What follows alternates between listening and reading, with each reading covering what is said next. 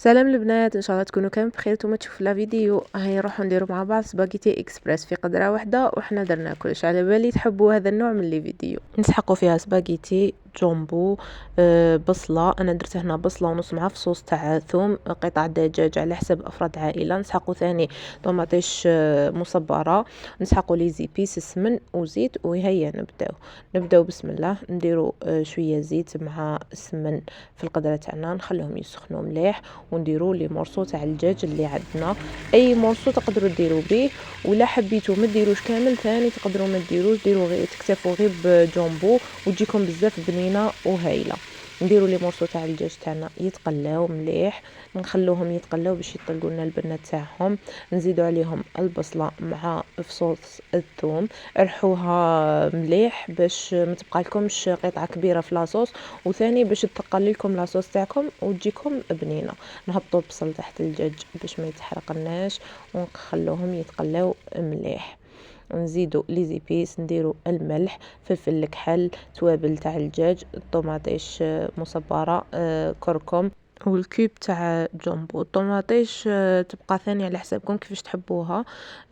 تحبوا ديروها حمراء بزاف ولا في النورمال. انا درت حوالي واحد 2.5 مغارف طوماطيش. وريقه نزيدوا معاها وريقه رند. وهنا هذه لاستيس، اذا كنتي حابه لاصوص تاعك ما تجيكش بهذيك لاسيديتي تاع الطوماطيش، زيدي معاها مغرف تاع خميره حلوى ولا بيكربونات الصوديوم، تنحي لك كاع لاسيديتي هذيك تاع الطوماطيش، بلا ما تزيدي السكر، بلا ما تبقاي تخسري في الكو. نمرقوا لاصوص تاعنا ونديروها طيب، نغلقوا عليها. الدجاج ما ياخذش وقت بزاف. نحو الدجاج تاعنا بعد ما طاب، ونخلو لاصوص اذا جاتكم وشفتوها شويه ناقصه، زيدوا لها ماء سخون باش تقدروا طيبوا فيها لي بات عادي.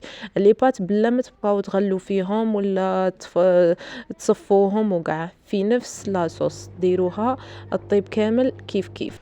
نحطوا لي بات تاعنا يطيبوا، لازم تخلطوهم باش ما تلصق لكمش المره الاولى.